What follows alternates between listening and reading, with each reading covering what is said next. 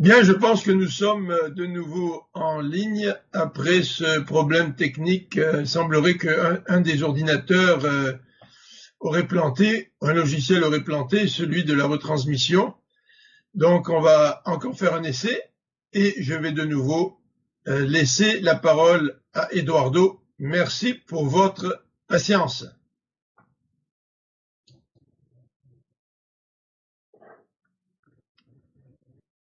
Bonjour.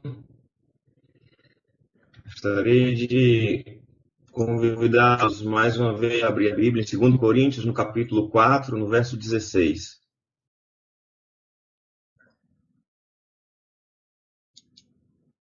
Alexandre?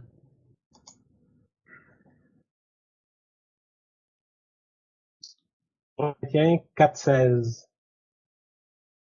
Et on va faire la lecture. Voilà pourquoi nous ne perdons pas courage, et même si notre être extérieur se détériore peu à peu, intérieurement, nous sommes renouvelés de jour en jour. O texto diz: não desanimamos. Le texte parle, ne nous décourageons pas. Quantas vezes a gente olha para textos como esse da Palavra de Deus e pensa, deve ser um texto sobre supercrentes. Très souvent, nous regardons des textes comme ça, de la parole de Dieu, et nous pensons, ça doit être un texte qui parle à propos des super croyants. Como não desanimamos diante de tantos problemas na vida? Comment ne pas décourager devant beaucoup de problèmes dans nos vies? Nós já desanimamos muitas vezes na vida quando passamos por longas tempestades na caminhada. Nous avons été découragés dans nos vies quand nous avons traversé des tempêtes, dans nos tempêtes personnelles, dans nos vies. Nós passamos por vários momentos difíceis ao longo da vida, seja uma enfermidade na família, um problema no casamento. Nous avons traversé toutes sortes de problèmes, soit une maladie dans la famille, ou un problème dans nos mariages, ou toutes sortes de difficultés dans nos relations avec nos parents, avec nos enfants. E desde o início de 2020, a gente tem vivido um tempo muito louco, uma pandemia. Et depuis le début de l'année 2020, nous avons vécu des temps complètement fous avec la pandémie. Jamais imaginamos passar por um tempo assim. Nous avons jamais imaginé traverser des temps aussi difficiles. Muitas pessoas perderam emprego, muitas empresas foram fechadas. Plusieurs personnes ont perdu leur travail, plusieurs entreprises ont cessé d'exister. Mas pior, muitos de nós perderam pessoas queridas, muitos de nós passaram por uma difícil internação no hospital. Plusieurs parmi nous avons vécu des infirmités, des maladies, de la famille aussi. Nous avons passé des séjours à l'hôpital. Mas o texto diz, pode citar de novo o texto, e mesmo que o homem exterior se corrompa, o nosso homem interior se renova de dia em dia. Et comme le texte nous cite, et même si notre extérieur se détériore peu à peu, intérieurement, nous sommes renouvelés de jour en jour. Enfrentamos tantas dificuldades e olhamos para um texto como esse e pensamos, isso é impossível, não é para mim. Et comme nous traversons tant de difficultés, nous regardons les textes et nous pensons, c'est impossible que ça n'arrive. Isso deve, pardon. Isso deve ser para pessoas, pardon. Ce n'est pas pour moi. Isso deve ser para pessoas que têm uma caminhada espiritual muito mais forte do que a minha. Isso não é possível para mim. Nous pensons que ces textes s'appliquent à des gens qui ont un cheminement spirituel au-delà du naturel, parce que la mienne, ce n'est pas comme ça. Particularmente quando eu leio essa expressão na Bíblia, o homem exterior se corrompendo, enquanto o homem interior se renova, eu me lembro de duas situações marcantes na minha vida. Particulièrement quand nous lisons ces textes de l'homme extérieur qui s'y corrompt, tandis que l'homme intérieur se renouvelle de jour en jour. Je me souviens des deux situations très marquantes dans ma vie. A primeira foi em Recife. Eu fui visitar um pastor que estava enfrentando um câncer muito difícil. La première, ça a été à Recife, au Brésil, quand j'ai rendu visite à un pasteur qui souffrait d'un cancer. E eu pensei o que eu poderia falar para ele, de trazer uma palavra de conforto, mas quando eu cheguei lá, ele estava com o coração muito tranquilo. A doença estava muito forte, mas ele estava muito bem, muito animado, e ele que me deu ânimo.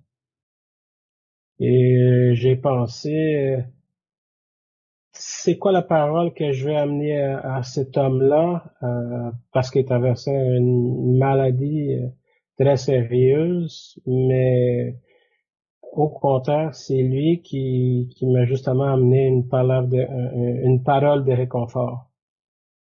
O seu corpo se deteriorava, mas o homem interior estava se renovando de dia em dia. Parce que son corps extérieur s'est détérioré peu à peu, mais son corps intérieur, son intérieur se renouvelait à chaque jour. E a segunda situação foi quando eu fui visitar uma senhora que também passava por um câncer. Et la deuxième occasion, c'était quand je rendais visite à une dame qui traversait aussi une maladie. Os médicos avisaram a família e eles me disseram que ela tinha poucos dias de vida pela frente. Les médecins m'ont averti qu'elle avait très peu de temps devant elle. E quando eu cheguei lá, ela disse: Pastor, eu tenho certeza que Deus vai me curar. Et quand je suis arrivé chez elle, elle me disait, Pasteur, je sais que j'ai très peu de temps, mais le Seigneur va me soigner. Quando eu vi isso, eu fiquei preocupado, porque eu sabia que a situação da saúde dela era muito grave. Et quand j'ai entendu ces témoignages,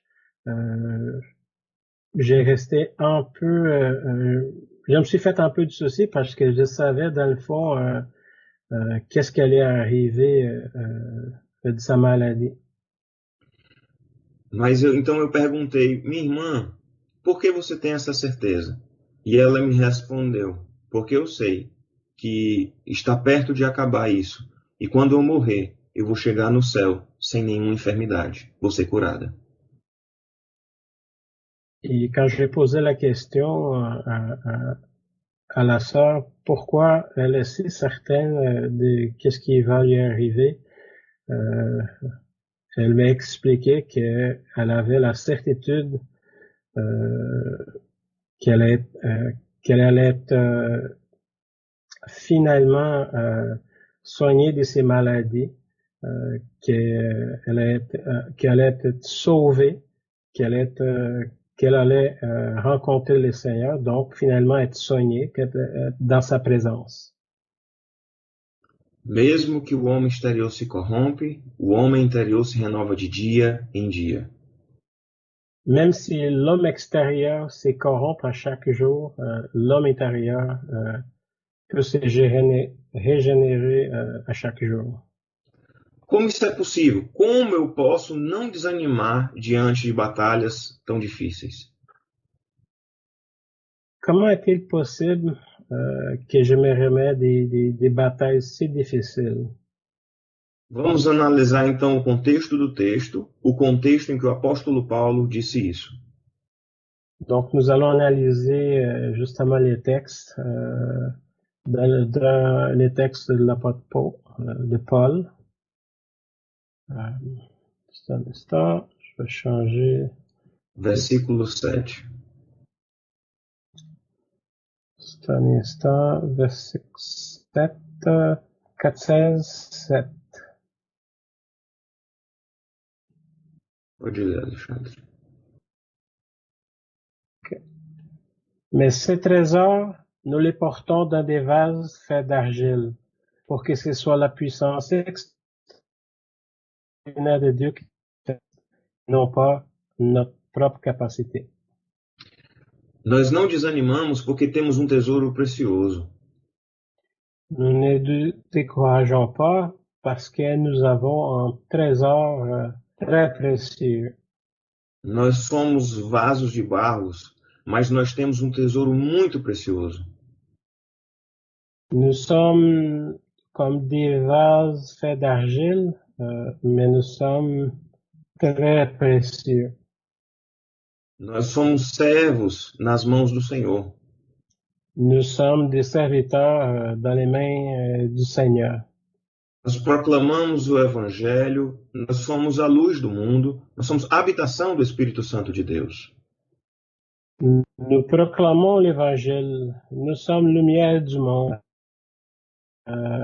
L'Esprit Saint habite chez nous. Nós fomos selados pelo Espírito Santo e nada pode nos separar do amor de Deus. Nous avons été scellés par l'Esprit Saint et rien peut nous séparer de l'amour de Dieu.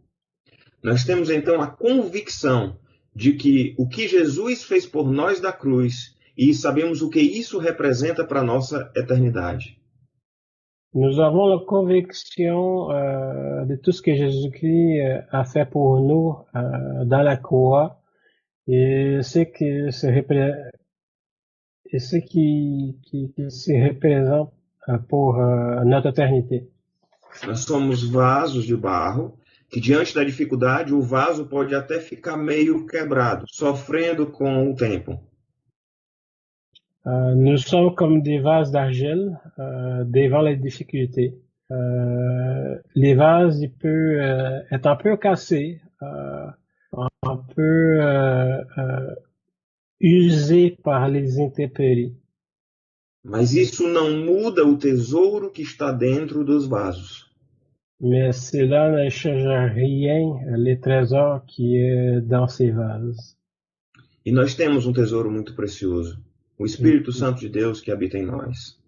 Et nous avons un trésor si précieux que c'est l'Esprit Saint qui habite en nous. E é Ele, o Espírito Santo, que nos dá a força e a convicção para passar por essas circunstâncias, confiantes de que esse tesouro não pode ser roubado. Et c'est l'Esprit Saint de Dieu qui habite en nous, qui nous donne cette conviction de pouvoir traverser toutes les circonstances, n'importe quelle circonstance, et surtout confiant que ce trésor ne peut pas être volé.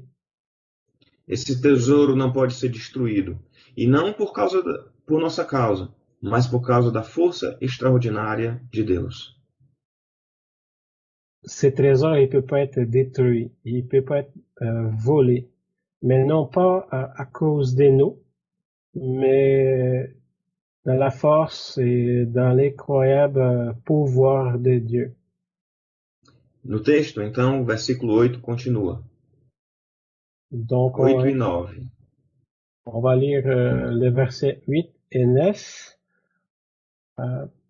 Donc, ainsi, nous sommes accablés par toutes sortes de détresses et cependant jamais écrasés. Nous sommes désemparés, mais non désespérés. Persécutés, mais non abandonnés. Terrassés, mais non pas anéantis. Nós não desanimamos, apesar das situações serem realmente difíceis. Nous ne décourageons pas, même si les situations semblent si difficiles. Em tudo somos atribulados, porém não angustiados. Donc, dans tout, nous passons de tribulations, mais nous sommes jamais, nous passons de tribulations. Excuse-moi, peux-tu répéter, Eduardo? Jamais écrasé. Écrasé. Écrasé, ouais. Sim, servos de Deus também são atribulados. Donc, les serviteurs de Dieu passent aussi par des tribulations. Às vezes, algumas igrejas têm pregado por aí uma ideia errada de que crente não passa por dificuldades, não passa por problemas. Des fois, certaines églises passent une image que tous les croyants ne doivent jamais traverser des situations difficiles. Imagem errada. Cependant, c'est une erreur, c'est pas vrai. Nós também somos atribulados. Nous aussi, nous traversons des situations difficiles. O apóstolo Paulo, aquele que escreveu essa carta, ele falou um pouco de suas tribulações alguns capítulos depois. L'apôtre Paul, qui a écrit cette lettre, il mentionne un peu plus à propos de ces tribulations, quelques chapitres dans la Bible. Donc, on va lire à partir du verset 23 à 27. Oui. À partir de 11. Okay.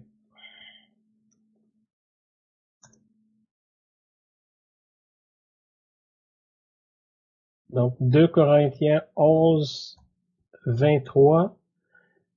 Ils sont serviteurs de Christ. C'est une folie que je veux dire.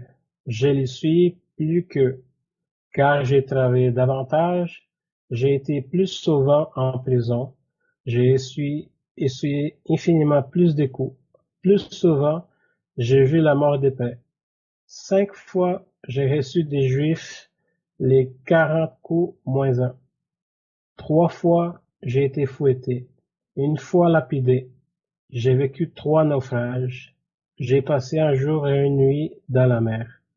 Souvent, en voyage, j'ai été en danger au passage des fleuves, en danger dans des régions infestées de brigands, en danger à cause des Juifs, mes compatriotes, en danger à cause des païens, en danger dans les villes, en danger dans les contrées désertes, en danger sous la mer, en danger à cause des faux frères.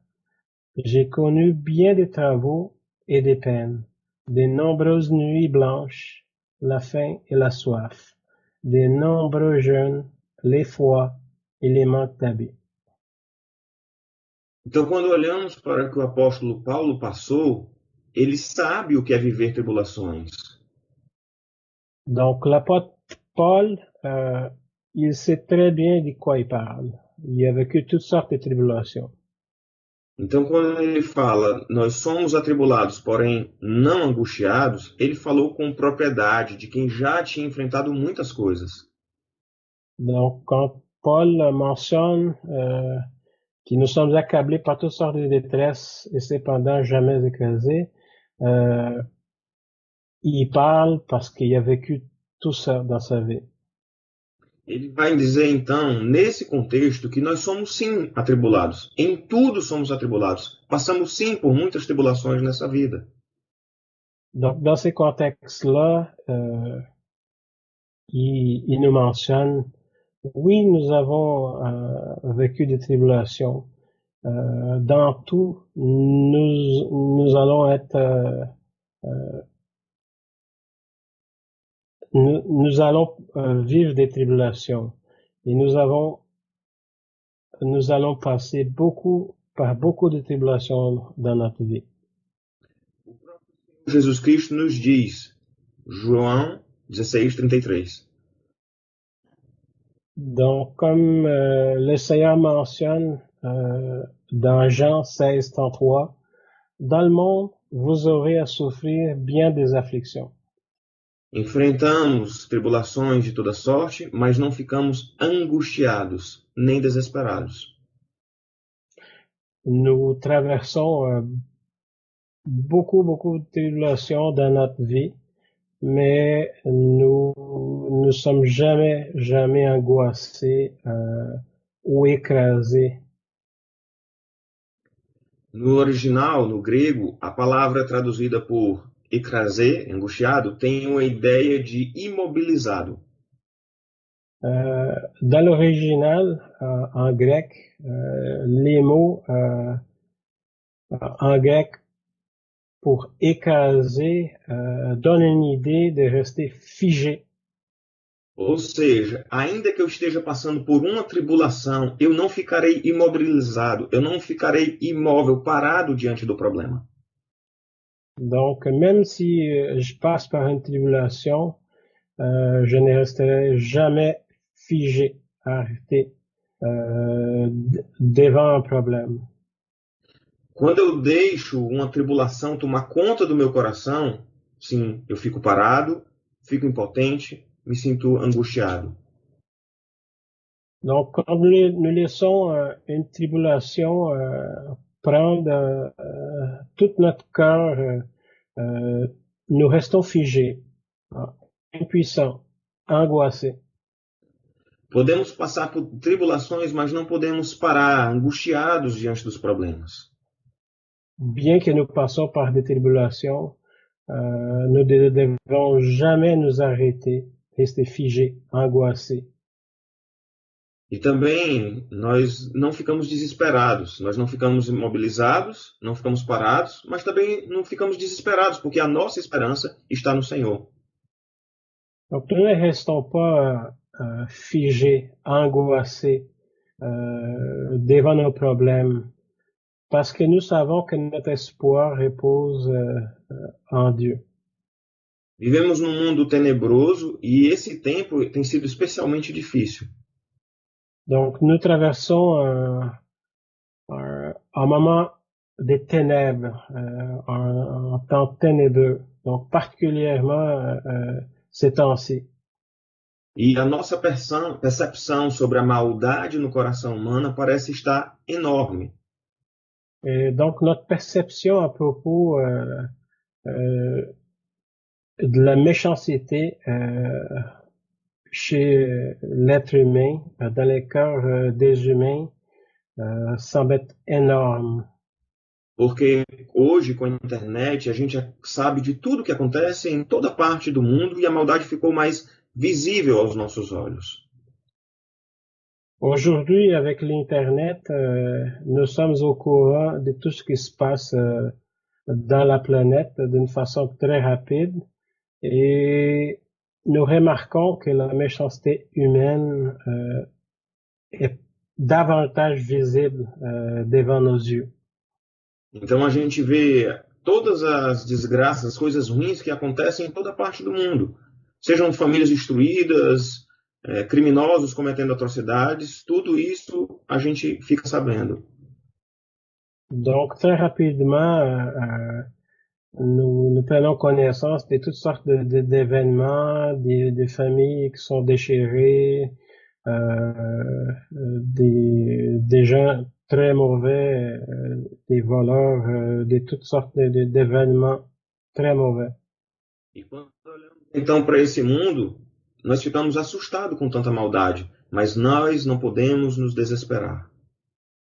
Donc, malgré tout ce que nous vivons, que nous réalisons, que nous prenons connaissance dans notre monde, nous ne devons jamais être découragés, être angoissés. Desesperé. Diante das tribulações, diante das dificuldades, das coisas más que a gente presencia, nós não podemos nos desesperar, porque somos vasos de barro com um tesouro muito precioso. Donc, devant toutes les tribulations, tous les problèmes que nous vivons, nous ne devrons jamais rester angoissés, rester découragés,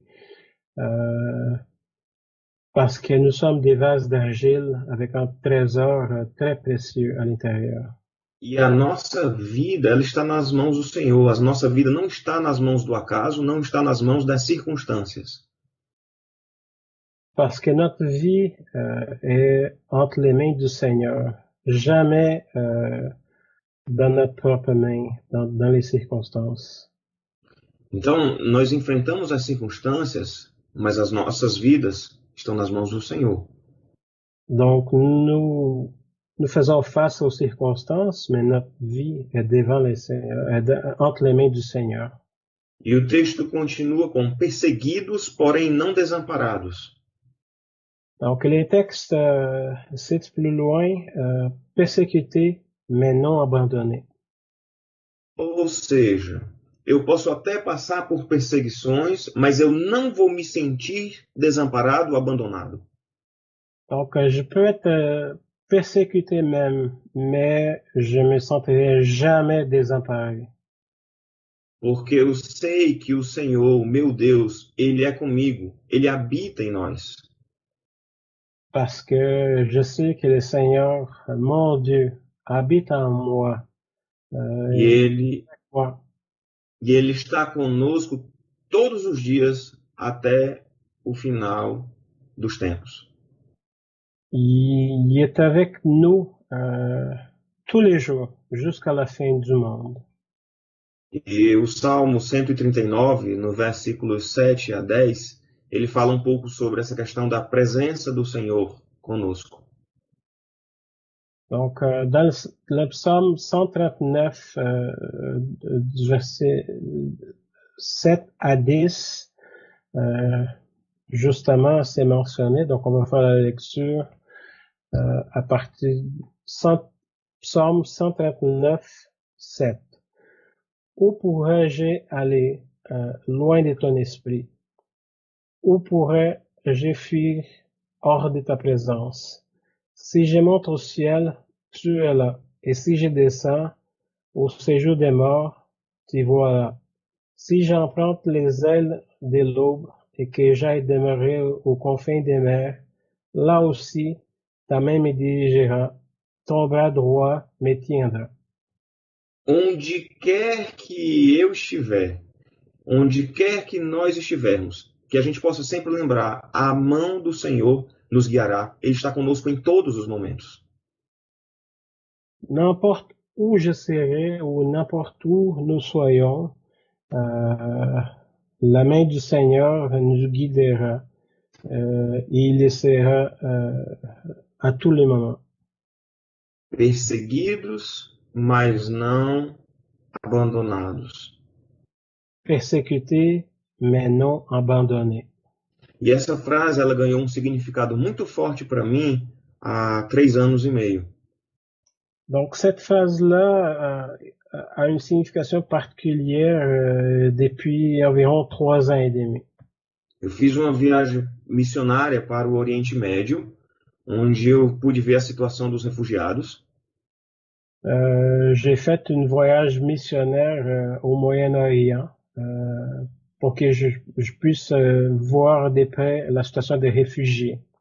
Mas, além de ver essa situação, que é bem difícil, também visitamos a casa de alguns cristãos perseguidos. Nous avons visité certains chrétiens persécutés.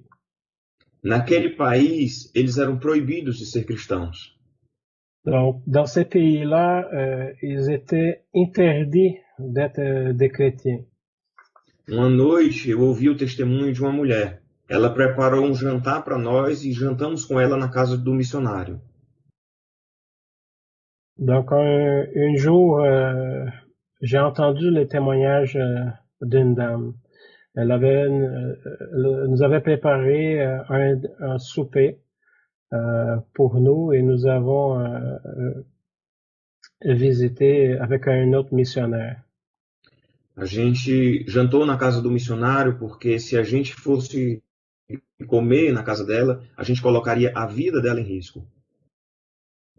Nous avons justement été invités chez un missionnaire parce qu'on ne pourrait pas rendre visite chez elle, parce que sinon, on pourrait mettre sa vie en danger.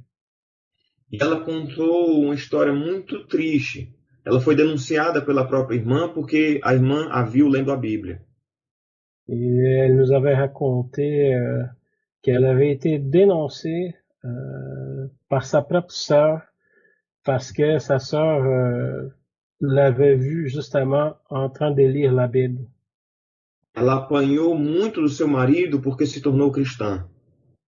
Et elle avait été agressée par son époux parce que elle était devenue une chrétienne.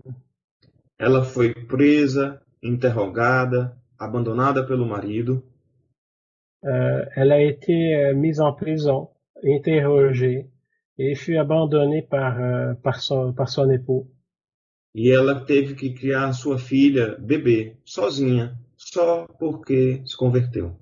Il a été obligé de prendre soin d'élever sa fille toute seule parce que elle avait professé sa foi chrétienne. E nós chorávamos junto com ela enquanto ela compartilhava conosco o seu testemunho. Et nous avons tous pleuré pendant qu'elle donnait son témoignage. E depois de contar o testemunho, a gente perguntou: minha irmã, você tem algum pedido de oração? Et après son témoignage, nous avons posé la question, ma sœur, avez-vous une demande spéciale parce que nous allons prier pour vous?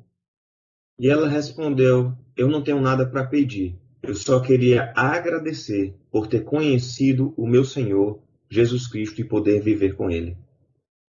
Et elle m'a répondu, j'ai rien à demander, sinon à remercier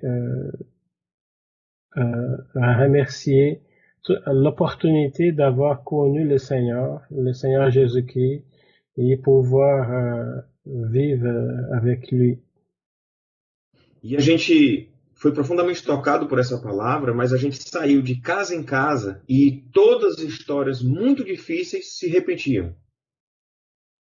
Donc, nous avons été très touchés par ces témoignages et pendant d'autres visites, nous avons visité plusieurs maisons et toutes les histoires se répétaient.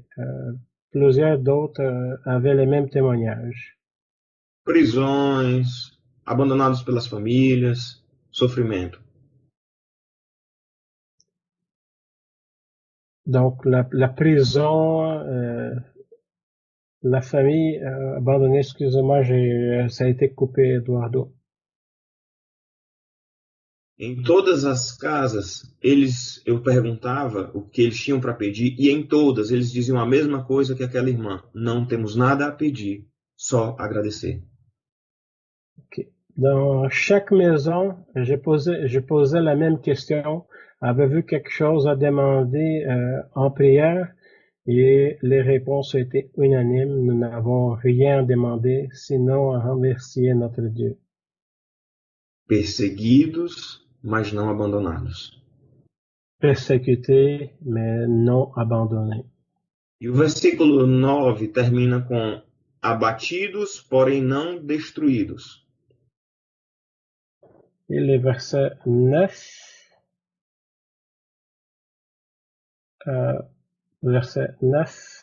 Corinthiens 4:16. 4:9. Donc, le verset 9, il finit par... Ouais. Persécutés, mais non abandonnés. Terrassés, mais non pas anéantis. E essa ideia é aprofundada do versículo 10 até o versículo 14, que não precisa projetar. Okay. Et cette idée-là continue aussi du verset 10 au 14. E nós não desanimamos porque Jesus venceu a morte. Et nous ne décourageons pas parce que Jésus a vaincu la mort. Paulo vai falar sobre a morte e a ressurreição e do fato de que nunca seremos destruídos. Paul y mentionne la mort et la résurrection e le fait que nous ne serons jamais anéantis. Em Cristo nós temos a segurança, a certeza da vida eterna. En Christ, nous avons l'assurance de la vie éternelle. A morte física jamais será o nosso fim. La mort physique ne sera jamais notre fin. E foi exatamente nesse contexto, e agora a gente volta para o primeiro verso que a gente citou, foi nesse contexto que ele disse, por isso não desanimamos.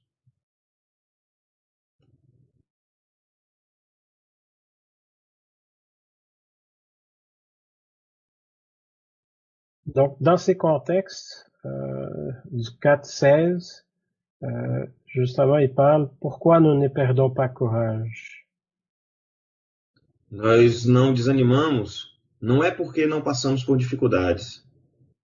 Nous ne décourageons pas, non pas parce que nous traversons pas de difficultés, des Nós problèmes. não desanimamos, não é porque a gente não tenha problemas, mas porque, apesar de qualquer situação, cremos que aquele que ressuscitou a Cristo também nos ressuscitará. Donc, nous ne sommes pas découragés parce que nous savons que c'est lui qui a été ressuscité. Ça a été une longue phrase. Nós cremos que aquele que ressuscitou a Cristo também nos ressuscitará. Car nous croyons que celui qui a ressuscité Christ nous ressuscitera aussi. Nós cremos que o nosso corpo mortal, esse vaso de argila, vai se deteriorar. Nous croyons que notre corps physique va se détériorer. Les vases d'argile vont se détruire, vont être détruits. O nosso homem exterior, um dia, essa carne vai ser destruída. O corpo voltará ao pó. L'homme extérieur, la chair, un jour va être détruit. Il va revenir à la poussière. Mas o homem interior se renova de dia em dia. Mais l'homme intérieur se renouvelle à chaque jour. O nosso homem interior se renova porque nós olhamos para a vitória de Cristo. L'homme intérieur se renouvelle parce que nous regardons la victoire de Christ. Ele venceu a morte e nós sabemos o que nos aguarda no final da nossa vida aqui na Terra. Il a vaincu la mort et nous savons qu'est-ce qui nous attend quand nous serons arrivés aussi à la fin. Mas ainda há mais motivos para não desanimarmos, porque o texto vai continuar no versículo 17. Il y a encore plus de raisons. Au verset 17, il y a d'autres raisons aussi. Donc, on va faire la lecture. Oui. Verset 17. En effet, nos détresses présentes sont passagères et légères par rapport au poids insurpassable des gloires éternelles qu'elle nous prépare. Nós não desanimamos porque nossas tribulações são leves e momentâneas. Donc, nos tribulations sont très légères et momentanées. Donc, E talvez você pergunte, como assim, pastor? Como leve e momentânea? Donc, vous posez la question, pasteur, comment se peut-il que les tribulations soient légères et passagères? Talvez essa frase, leve e momentânea, nos desse a impressão errada de que Paulo vinha falando de pequenas tribulações. Car ce passage peut nous donner l'impression que cette tribulation n'est pas légère et momentanée. Quando a gente olha para os versículos 8 e 9, Paulo vai falar sobre atribulados, perplexos, perseguidos, abatidos. Donc, quand nous regardons les versets 8 et 9, Paul il mentionne les expressions accablés, désemparés, persécutés et terrassés. Então ele não está falando de humanamente tribulações leves e passageiras. Donc, il ne mentionne jamais dans des tribulations très légères et passagères. Quando Paulo fala tribulações leves e passageiras, ele não está falando de poucas tribulações ou dificuldades pequenas, humanamente falando. Donc, à nos yeux, quand Paul il mentionne des tribulations légères et momentanées, il nous parle de plusieurs tribulations. Talvez você pergunte como ele chama esse grande quantidade de dificuldades de leve e momentânea tribulação. Donc, est-ce que tu peux répéter? Como é que ele pode chamar de leve e momentânea tribulações tão difíceis?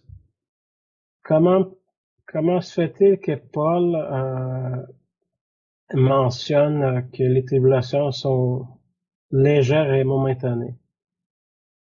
A grande questão é que ele vai comparar o peso insuperável da glória eterna com a tribulação. C'est parce que Paul, il va comparer Le texte c'est les présents sont passagères et légères par rapport au poids insurpassable de gloire éternelle que ele nous préparant. Parte final do verso 17. Então ele está comparando a tribulação da gente com o peso eterno da glória que nos está preparada. Ok. Faut faire des phrases un peu plus courtes.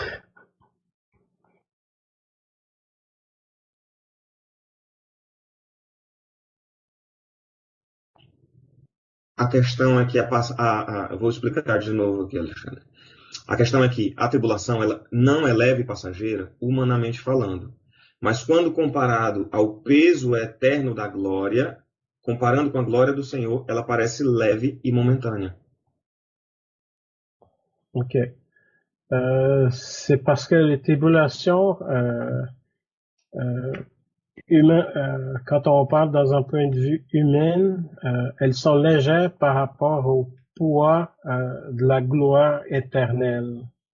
Isso. É incomparável. Então ele compara o peso da tribulação com a glória eterna, e quando há essa comparação, a tribulação parece leve. Donc, quand nous faisons cette comparaison-là, les tribulations semblent effectivement très légères par rapport à la gloire. Merci. Quando a gente, então, compara uma vida, mesmo uma vida inteira de tribulação, é passageira quando comparada à eternidade. Donc, quand nous regardons toute une vie de tribulations, ces tribulations-là sont très passagères par rapport à la gloire éternelle. A tribulação, por maior que seja, quando compara com a maravilha que teremos na eternidade, se torna pequeno, passageiro e leve. Donc, toutes les tribulations sont rien quand on compare à la gloire que nous allons vivre dans l'éternité. A vida da gente, a Bíblia fala que a vida é como um sopro, como uma sombra que passa. La Bible mentionne que la vie est comme un souffle. Ela é passageira. Toda a vida de todos nós na Terra é muito passageira. Donc, un souffle, comme un souffle, donc la vie est passagère ici dans cette terre. Por isso, nós não desanimamos. Para não desanimarmos, o nosso olhar não pode estar preso no mundo terreno. Donc, pour ne pas rester découragé, nous ne devons pas regarder notre vie ici en terre. Não podemos prender os nossos olhos apenas na realidade física, precisamos olhar para a eternidade. Donc nous ne devrons jamais rester figés nos regards ici en terre. Nous devons toujours regarder notre vie éternelle. Versículo 18.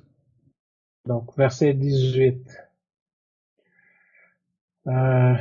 Et nous ne portons pas notre attention sur les choses visibles, mais sur les réalités encore invisibles.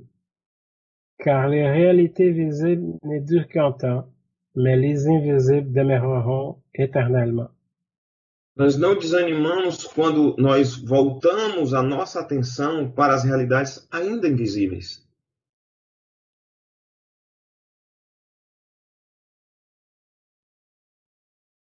Ponto 5 do slide. Ça a coupé, Eduardo. Excusez. Ce n'est pas problème.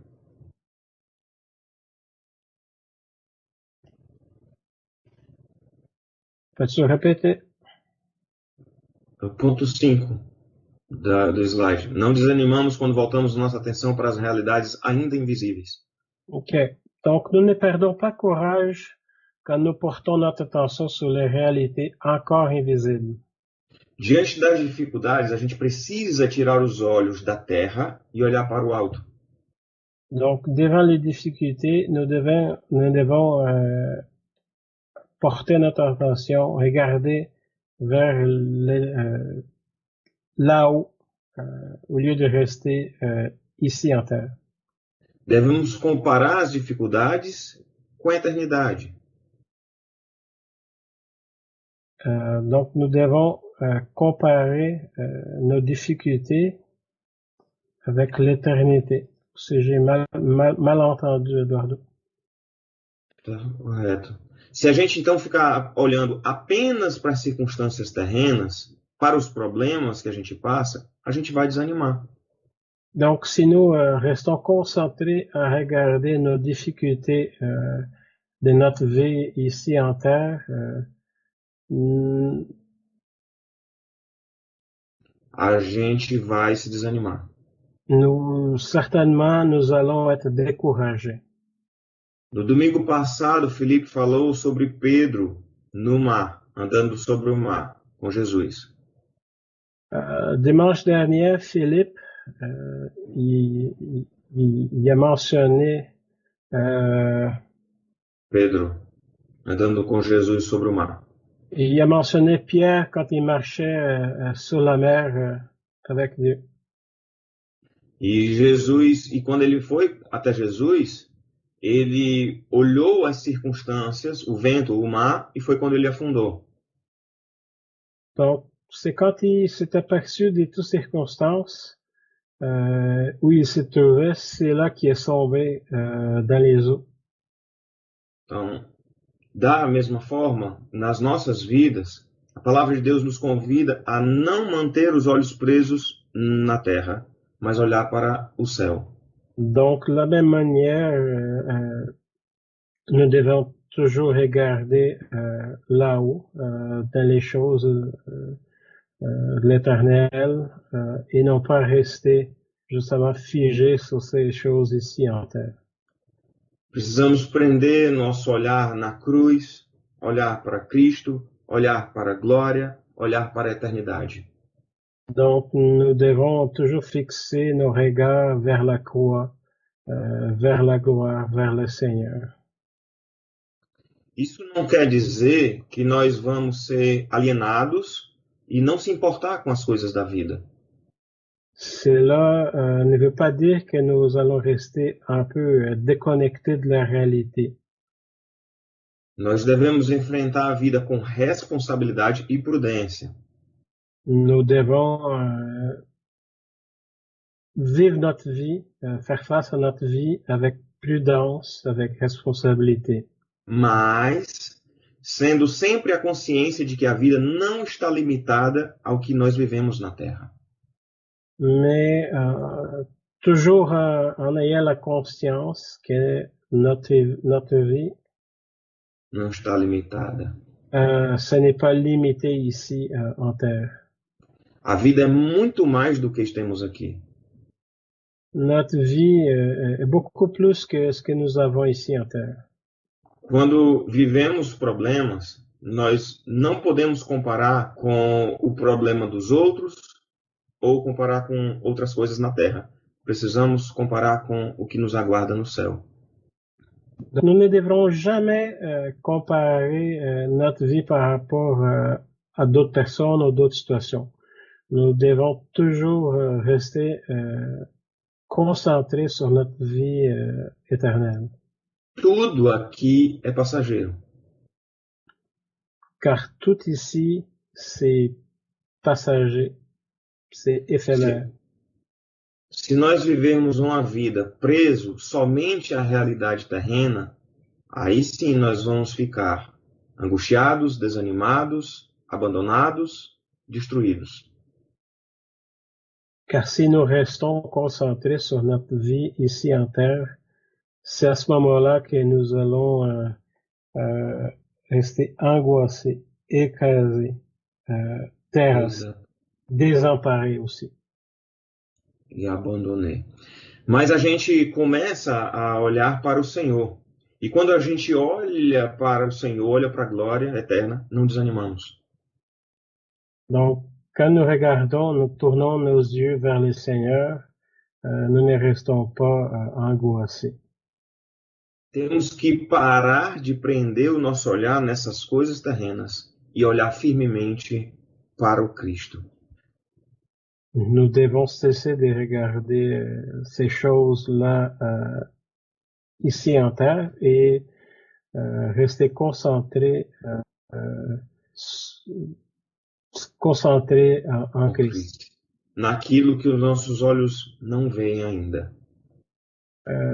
Nous devons regarder justement toutes les choses que nous n'avons pas encore la capacité de voir. É preciso olhar para o sacrifício de Cristo, para a vitória na cruz. Donc, c'est nécessaire de regarder la victoire de Christ sur la croix. E então fortalecer a nossa convicção de que nós viveremos com Ele por toda a eternidade lá no céu. Donc, de rester fortifié parce que notre conviction que nous allons vivre une vie éternelle avec Christ. Cristo morreu pelos nossos pecados, morreu na cruz para nos salvar. Donc, Christ est mort dans la croix pour nos péchés, pour nous sauver. Nossos pecados foram perdoados. Nos péchés ont été pardonnés. Temos a certeza da vida eterna em Cristo Jesus. Nous avons la certitude de la vie éternelle en Jésus-Christ. Nada pode nos separar do amor de Deus. Rien peut nous séparer de l'amour de Dieu.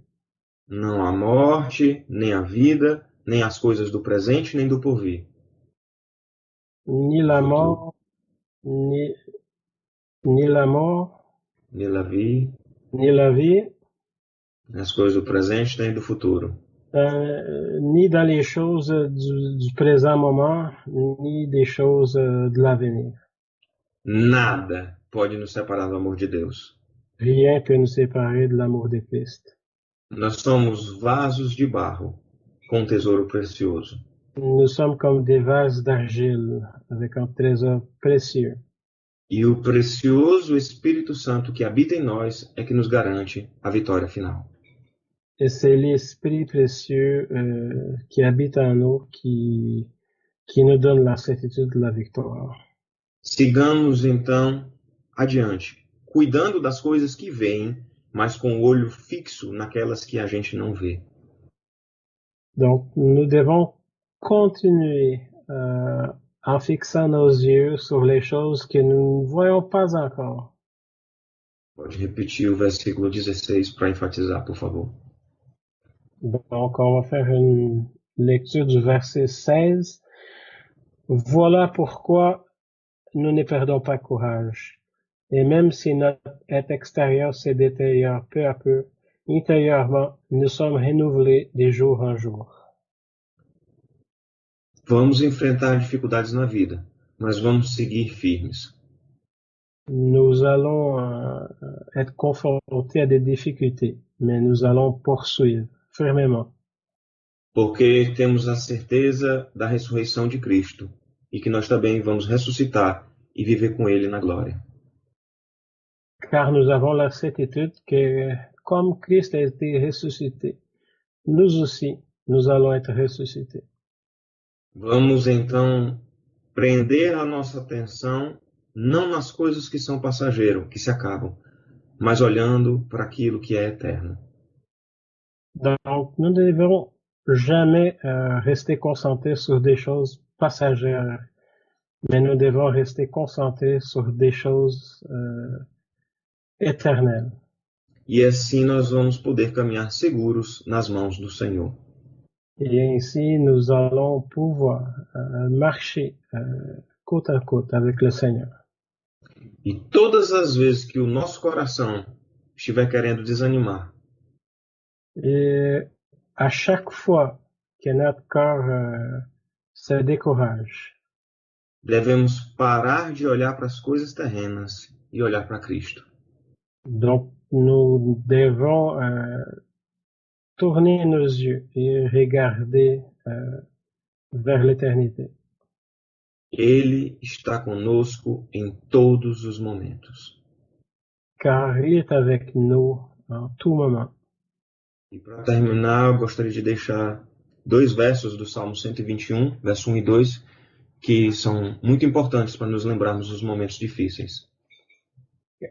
Pour finaliser, donc nous allons lire 2 versets au psaume 121.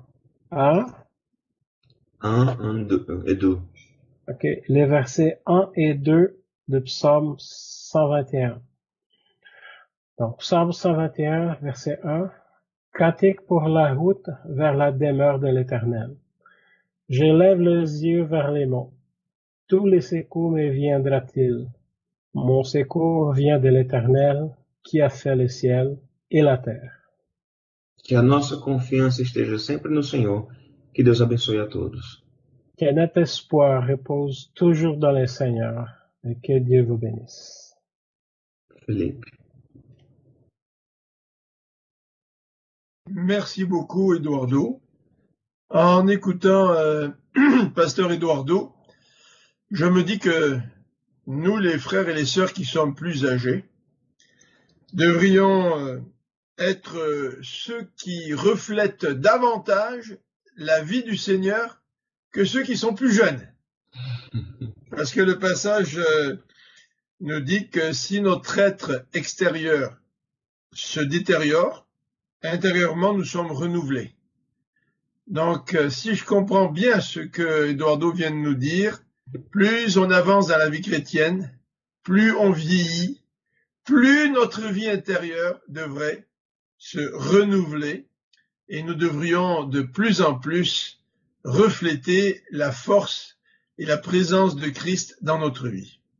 Ça, c'est encourageant, en particulier quand on vieillit, de savoir que finalement, nous avons cette vie dans le Seigneur qui se manifeste de plus en plus, et c'est ma prière pour moi, c'est ma prière pour chacun d'entre nous, que nous puissions apprendre à recevoir cette vie du Seigneur et l'exprimer davantage dans notre vie au fur et à mesure que nous vieillissons. Alors, je voudrais que nous puissions prier ensemble et recevoir aussi la bénédiction du Seigneur. Prions. Seigneur notre Dieu, merci pour ce rappel que notre vie ne s'arrête pas ici-bas. Merci de cet encouragement à tourner les yeux vers le Seigneur, à regarder cette vie éternelle que nous attendons. Et c'est vrai que nos difficultés ici-bas, même si elles sont grandes, elles sont passagères, en comparaison avec ce qui nous attend dans la vie éternelle. Donc Seigneur, aide-nous à nous concentrer sur cette vie éternelle, sur ta personne. Aide-nous à refléter toujours davantage la vie qui vient de toi. Donc que la grâce du Seigneur, que sa paix nous accompagne, vous accompagne, durant toute cette semaine. Au nom du Seigneur Jésus-Christ, nous prions. Amen. Merci beaucoup. Bon dimanche.